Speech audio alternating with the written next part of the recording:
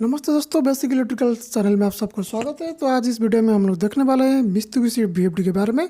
उसके अंदर वाले पार्ट क्या क्या रहते हैं उसके अंदर में खोल के देखेंगे आज। तो यहाँ से शुरू करते हैं। ये देखिए कि मित्सुबिशी A800 सीरीज़ का वीएफडी है जो कि सामने आपका रखा हुआ है।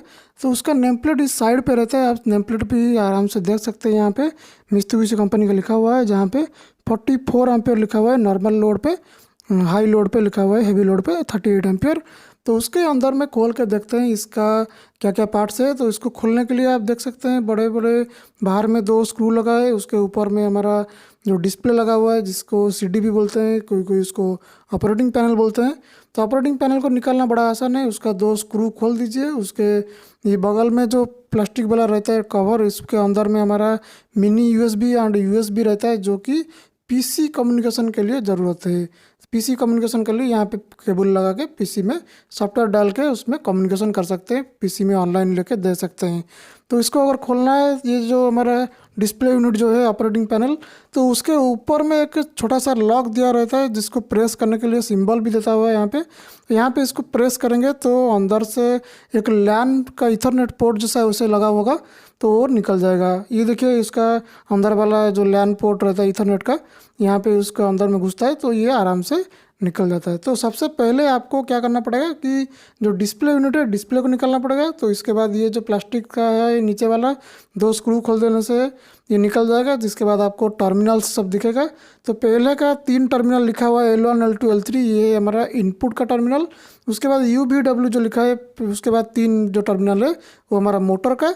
इस यहाँ पे देखा है N माइनस लिखा है, मतलब DC माइनस का, और यहाँ पे P प्लस लिखा है तो DC प्लस का।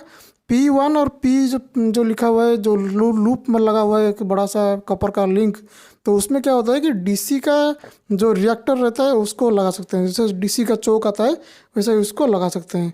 ऊपर में P3 और PR जो लिखा हुआ है, वहाँ पे हमारा ब्रेकिंग रजिस्टर जो लगता है वहाँ पे लगता है ऊपर में, जो DBR बोलते हैं जिसको। तो यहाँ पे ये हमारा कंट्रोल कार्ड का टर्मिनल हो गया। जो कंट्रोल कार्ड में जो हमारा DI DO AI AO जितने सारे सिग्नल्स, सभी यहाँ पे एनालॉग इनपुट आउटपुट सभी यहाँ पे लगाया जाता है वायरिंग के लिए। जो स्टार्ट स्टॉप के लिए जो कमांड भी आता है वो सारे के सारे इसी कंट्रोल केबल के इसी टर्मिनल पॉइंट पे केबल लगाया करके वायरिंग कर किया जाता है। तो यहाँ से वो स्टार्ट स्टॉप होता है। तो उसके अंदर में पूरा जो कार्ड दिख रहा है आपको, इलेक्ट्रॉनिक्स कार्ड है, वो कंट्रोल कार्ड है। उसको भी खोल के देखेंगे ऊपर से।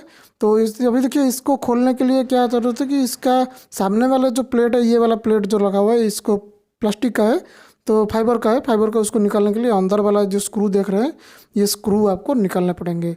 ये स्क्रू 2 निकल जाएगा, छोटा छोटा जो 2 है। तो ये आगे वाला प्लास्टिक जो है, ये फ्रेम वाला, ये निकल जाएगा। तो उसके बाद उसके अंदर वाला प्लास्टिक खोलेंगे। तो इसको यहाँ से खोल देते हैं एक सेकंड में। तो अभी उसको खोल दिया है।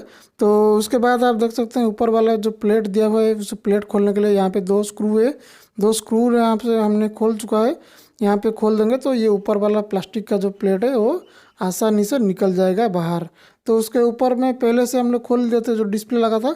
तो ये सबको एक एक जगह पे रखेंगे। तो आप देख सकते हैं उसका कंट्रोल कार्ड आपको सामने से दिख रहा है क्लियरली। ये जो केबल आप देख रहे हैं अंदर गया हुआ है, एक रिबन केबल के लिए यहाँ है। तो यहाँ पे उसका लॉक है। यहाँ पे लॉक को दबाएंगे दोनों हाथ से, दोनों साइड दबाएंगे तो ये लॉक जो है ओपन हो जाएगा। तो आप देख सकते हैं इसे दबाने से ऊपर वाला दोनों साइड लॉक होने से ये जो केबल है ये निकल जाएगा। तो ये केबल से हमारा अंदर जाता है हमारा इंटरफेस कार्ड को, जो फायरिंग कार्ड है अंदर में, फायरिंग प्लस पावर कार्ड है। ये कंट्रोल कार्ड से सिग्नल इसी केबल के थ्रू अंदर जाता है। तो मतलब यहाँ पे जो लोग हम सेटिंग किए यहाँ पे कंट्रोल कार्ड पे, वो इस केबल के माध्यम से अंदर जाता है हमारा जो थायरिस्टर है, उसको फायरिंग करने के लिए फायरिंग कार्ड पावर कार्ड जो है उसमें जाता है। तो उसके बाद यहाँ पे जो 2 वाइट कलर का प्लास्टिक है, यहाँ पे स्क्रू खोलने के बाद इसको पीछे धकेलेंगे तो वो जो टर्मिनल था वो कंट्रोल कार्ड से अलग हो जाएगा। इसको खोलने का इसके लिए ज़रूरत है क्योंकि यहाँ पे जो ग्रीन अर्थिंग वाला केबल देख रहे हैं आप, उसको खोलना पड़ेगा क्योंकि वो उसके नीचे रहता है। तो उसको खोलने से ये कार्ड को जो कंट्रोल टीबी जो है, वो टीबी को निकाल देने के बाद वो ग्रीन कलर केबल आपको दिखेगा जो अर्थिंग का है। वो अर्थिंग केबल को आपको निकालना पड़ेगा। तो उसके बाद आप देख सकते हैं ऊपर वाला में फैन लगा हुआ है, कूलिंग फैन, जिसको निकालना बड़ा आसान है। 2 लॉक दिया हुआ है, उसको निकाल दिए तो उसका आगे का कवर निकल गया। उसके बाद फैन को खींच लेंगे, उसके ऊपर में जो केबल लगा हुआ है उसको पिन को खोल के ऐसे खाली खींच लेंगे तो ये निकल जाएगा फैन। 2 फैन लगा हुआ है 24 वोल्ट का, तो उसका टर्मिनल भी लगा हुआ है उसके ऊपर में, जस्ट उसको खोल के निकाल सकते हैं। तो ये जो प्लास्टिक वाला प्लेट है उसको जो कवर है उसको निकालने के लिए आपको यहाँ पे एक स्क्रू दिया हुआ है, आप देख सकते हैं यहाँ पे 2 कोने में 2 और नीचे में 2। तो नीचे वाला यहाँ पे देखिए जो ग्रीन वाला केबल आपको बोला था निकालने के लिए, ये भी आपको निकालना पड़ेगा यहाँ से, क्योंकि तो ये यहाँ पे पकड़ के रखता है उसको। इसके बाद यहाँ पे एक कॉर्नर पे एक स्क्रू है, और यहाँ पे जो लिंक लगा हुआ है जो कॉपर का, उसको खोल के उसके नीचे एक स्क्रू है। तो ये जो लिंक है, लिंक को आपको हटाना पड़ेगा। ये पहले से लगा के आता है, नहीं तो अगर आपका डीसी रिएक्टर व डीसी चोक अगर लगता है तो ये इसको खोल दिया जाता है। तो ये आप देख सकते हैं इस कोने में एक स्क्रू है, तो चारों स्क्रू खोलने के बाद वो प्लास्टिक का जो कवर दिया हुआ है ऊपर में वो निकल जाएगा। तो उसके अंदर बस बार, IGBT, कैपेसिटर वगैरह सब कुछ दिखने लगेगा आपको। तो इसके निकालने के लिए 2 साइड 2 लॉक दिया हुआ है। तो पहले चारों स्क्रू खोल के ये दोनों साइड का जो लॉक है उसको स्क्रू ड्राइवर या टेस्टर से मदद से थोड़ा सा खिसकाएंगे तो ये निकल जाएगा इस तरह से। तो बड़ी आसानी से निकल जाता है। जो ग्रीन अर्थिंग वाला केबल बोले थे उसको थोड़ा लूज करना पड़ेगा, क्योंकि वो एक फ्रेम में फंसा हुआ रहता है। यहाँ पे देख सकते हैं क्योंकि मतलब रूट में से फंसा दिया जाता है तो ये निकलता नहीं। तो इसको आपको पहले से लूज कर देना पड़ेगा वो फ्रेम से निकाल के। तो क्लैम्प जैसा रहता है, तो उसको निकालने के बाद ऊपर वाला केबल जो यहाँ पे रखा हुआ है इसको भी खोल देते हैं इस तरह से। तो आप देख सकते हैं अभी आराम से ये जो है ये निकल के आ जाएगा। ये केबल थोड़ा नीचे कर देंगे, कंट्रोल केबल जो। तो देखिए ये पूरा जो प्लास्टिक कंट्रोल कार्ड को खोलने का ज़रूरत नहीं, वो उसके साथ लगा हुआ रहेगा। तो देखिए उसके कंट्रोल कार्ड के साथ वो प्लास्टिक वाला पूरा बाहर आ गया। तो आपका जो VFD है वो अंदर तक खुल गया है अभी यहाँ से। तो उसके आप देख सकते हैं यहाँ पे 3 बस बार लगा हुआ है इनपुट में, 3 बस बार आउटपुट में। उसके बाद जो ग्रीन कलर का जो सर्किट बोर्ड दिख रहा है वो हमारा है जो थायरिस्टर का फायरिंग बोर्ड और पावर बोर्ड दोनों एक ही में। उसके अंदर यहाँ पे जो ब्लैक कलर का दिखा हुआ है जो स्क्रू में बोल्ट है नीचे में, मतलब ये पावर बोर्ड के नीचे वो है हमारा IGBT छोटा वाला वर्सन VFD जितना आता है। तो यहाँ पे देखिए ये CT लगा हुआ है, यहाँ पे CT का केबल, यहाँ पे देखिए 3 बस बार पे CT लगा हुआ है, एक ही CT। तो केबल लगा ही लगता है यहाँ पे जो केबल 3 जा रहा है वो थायरिस्टर को फायरिंग करने के लिए जाता है।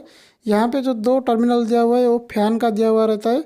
तो छोटा VFD में जो होता है कि थायरिस्टर और IGBT एक ही कंपाउंड में रहता है, मतलब एक ही यूनिट होता है। तो बड़े वाले में अलग अलग रहता है, थायरिस्टर अलग और हमारा IGBT अलग। लेकिन छोटे वाले कॉम्पैक्ट साइज़ में थायरिस्टर और IGBT एक ही प्लेस में रहता है, मतलब एक ही यूनिट है।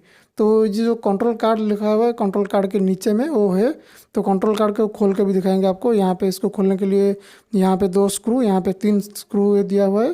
3 स्क्रू खोल देंगे और उसको ऊपर वाला जितना भी टर्मिनल लगा हुआ था उसको मार्किंग भी उसके ऊपर लिखा हुआ है, तो आप उसको खोल के अच्छे से देख सकते हैं। तो उसके बाद आप देख लीजिए उसके नीचे में 3 बस बार था जो कि IGBT से निकल के यहाँ पे जो 3 बस बार वो हमारा जा रहा है हमारा आउटपुट वाला बस बार जो मोटर को लगता है। तो यहाँ पे देख सकते हैं। तो उसके बाद यहाँ पे जो ग्रीन कलर का बोर्ड दिख रहा है वो हमारा ड्राइवर बोर्ड है जो कि IGBT के ऊपर लगता है। ये जो ब्लैक वाला दिख रहा है यहाँ पे 3 बस बार लगा हुआ है वो हमारा ब्रेक चपर का IGBT है। तो मतलब 3 हो गया थायरिस्टर जो DC बनाता है, 3 IGBT हो गया जो मोटर को AC पावर देता है, और एक ब्रेकिंग चपर के लिए एक लगता है IGBT। बड़ा वाला में 3 लगता है, छोटा वाला में 1 लगता है। मतलब करंट रेटिंग के हिसाब से वो लगता है, नंबर ऑफ IGBT कितना लगेगा करंट के ऊपर डिपेंड करता है। तो यहाँ पे एक चार्जिंग रजिस्टर भी दिया हुआ है लेफ्ट साइड में। तो ये बस बार देख सकते हैं, तीनों बस बार आके CT के थ्रू से बाहर गया है। तो ये है हमारा पूरा अंदर वाला डिज़ाइन। तो यहाँ पे जो बोल रहा था आपको जो रजिस्टर, यही रजिस्टर है, चार्जिंग रजिस्टर बोलते हैं इसको। ये ख़राब हो जाने से आपका DC नहीं बनेगा, क्योंकि स्टार्टिंग में जो कैपेसिटर चार्ज होने के लिए इसके थ्रू से सीरीज में आके कैपेसिटर चार्ज होगा, उसके बाद फुल पावर में कैपेसिटर चार्ज होता है। तो ये इसको चार्जिंग रजिस्टर बोलते हैं। तो इसी तरह से अंदर में यहाँ पे इसी तरह से रहता है charging register, diode, capacitor, thyristor और हमारा ब्रेक का IGBT। तो इसी तरह से हमारा VFD के अंदर सारे पार्ट्स को कॉम्पैक्ट करके बनाया जाता है। तो इसको बस बार को अगर खोलेंगे तो बस बार के नीचे जो दिख रहा है वही है हमारा IGBT जो ब्लैक कलर का दिख रहा है। तो इसके अंदर तो खोलेंगे तो बस बार वगैरह सब निकालना पड़ेगा। तो ये पूरा यूनिट जो है उसके अंदर में बस बार के अंदर में पूरा IGBT सेक्शन बोलते हैं उसको। IGBT थायरिस्टर एक ही में, यहाँ पे छोटा VFD है इसलिए कॉम्पैक्ट करके एक ही में यूनिट में दे दिया है। तो बड़ा वाला होता है तो अलग अलग देता है। तो यहाँ पे आप देख सकते हैं सबका फीडबैक लेने के लिए रेड कलर का सब स्क्रू लगाया हुआ है। तो मतलब आउटपुट वोल्टेज का भी फीडबैक लिया गया है यहाँ पे, इनपुट वोल्टेज का, आउटपुट वोल्टेज का। तो इसी तरह से VFD के अंदर सामान हमारा फिट होके रहता है।